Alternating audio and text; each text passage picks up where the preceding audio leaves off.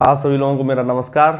मैं जनार्दन दीक्षित आप सबका स्वागत करता हूं हमारे YouTube channel A2 education group में, जहां पर हम हिंदी व्याकरण की श्रृंखला को लेकर आगे बढ़ रहे हैं। हम वर्णमाला पर बात कर रहे हैं, हमने स्वरों को पढ़ा, व्यंजनों को पढ़ा और अब हम पढ़ रहे हैं उच्चारण स्थान के आधार पर व्यंजनों का वर्गीकरण। इस बिंदु को मैं पिछला एक वीडियो और पढ़ा इसी के ऊपर कर चुका हूं। तो इसमें एक चीज ध्यान रखना जो मैं पिछले वीडियो में आपको बताने भूल गया कि हमने यहाँ पे तो लिखा है व्यंजनों का वर्गीकरण, और ये उचित नहीं है लिखना यहाँ पर, क्योंकि जब हम वर्गीकरण की बात करते हैं तो हमें वहां स्वर और व्यंजन दोनों का ही उच्चारण मिलता है।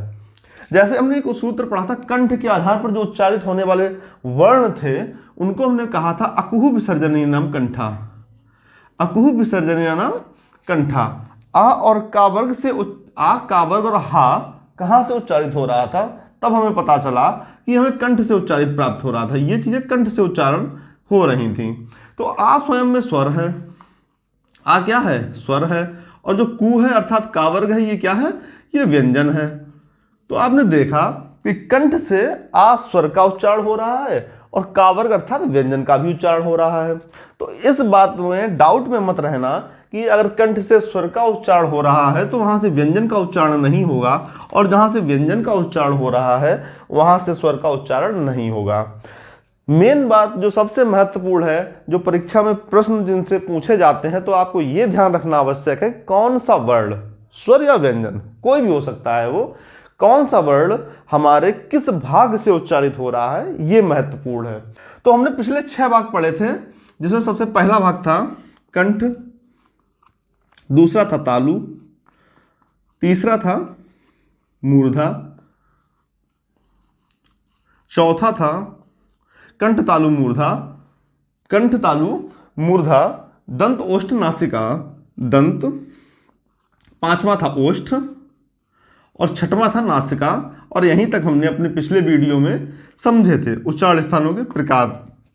अब नासिका के आगे के उच्चारण स्थान जो हैं उन पर हम आज बात करेंगे, और इसके साथ ही हमारा ये वाला बिंदु यहां आज समाप्त हो जाएगा। तो अगला उच्चारण स्थान जो 7वें नंबर पे हमें प्राप्त होगा वो है कंठ तालु।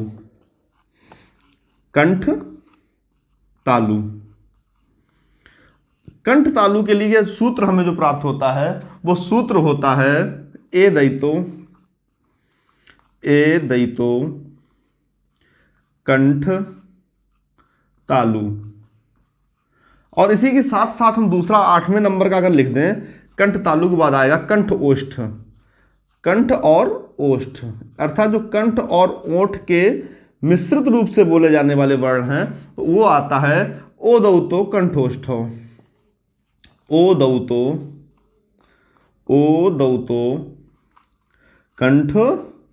कंठोष्ठ। ठीक है, यहां पर संधि होकर के कंठोष्ठ लिख सकते हैं। तो ये मैंने एक साथ इसलिए लिखा कि एक आपको क्रम मिल जाएगा, ए आई ओ और औ, अर्थात यहां से आपको मिलते हैं ए आई, और कंठ ओष्ठ में आपको मिलते हैं ओ एवं औ। ठीक है, तो कंठ तालु में मिला ए आई, ए दयितो कंठ तालु, और कंठ ओष्ठों में मिला ओ औ, ओ दौतो कंठ ओष्ठो, अर्थात कंठ और तालु के मिश्रित भाग से जो वर्ण उच्चारित होते हैं वो ए है और आई है। कंठ और ओठ के जो मिश्रित भाग से व्यंजन उच्चारित होते हैं वो ओ है और औ है। आगे बढ़ते हैं, इसमें अगला हम देखेंगे कंठ तालु हो गया, कंठ ओष्ठ हो गया, अगला होगा दंत ओष्ठ, अर्थात दांत और ओठ के जो मिश्रित भाग से बोले जाएंगे। और इसमें कुछ नहीं मिलता है, इसमें एक वर्ण मिलता है केवल वा, और इसका सूत्र है वकारस्य दंत ओष्ठ। वकारस्य दंत ओष्ठ अर्थात वा का जो वकार है, जो ये वा है, ये कहां से उच्चारित हो रहा है, दांत और ओठ के मिश्रित भाग से उच्चारित होता है। इसी क्रम में जब हम 10वां अगला पढ़ेंगे वहां पे हमें मिलता है वर्तस्य। वर्तस्य का अर्थ होता है मसूड़े। इसमें से हमारे जो वर्ण उच्चारित होते हैं सा, रा, ना, ला और जा, सा, रा, ना, ला और जा, ये उच्चारित कहाँ से होते हैं? वर्तस्स से। आप ऐसे याद रख सकते हैं, सर, नल और जा, ये कहाँ से उच्चारित होते हैं?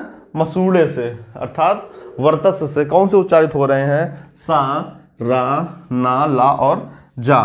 11वां और अंतिम यहाँ पे उच्चारण स्थान के आधार पर जो वर्गीकरण हमें मिलता है वो मिलता है काकल्य। और काकल्य के लिए उच्चारित जो यहाँ से वर्ण होता है वो होता है हा। काकल्य से जो उच्चारित वर्ण होता है वो होता है हा। इस तरह से हमने कंठ तालु, कंठ ओष्ठ, दंत ओष्ठ और वर्तस्स के साथ काकल्य पढ़ा और उसको समझा। इसी के साथ हमें उच्चारण स्थान के आधार पर जो वर्णों का वर्गीकरण था वो यहाँ पे समाप्त होता है। इसी के साथ मिलते हैं अगले वीडियो में। तब तक के लिए धन्यवाद, नमस्कार।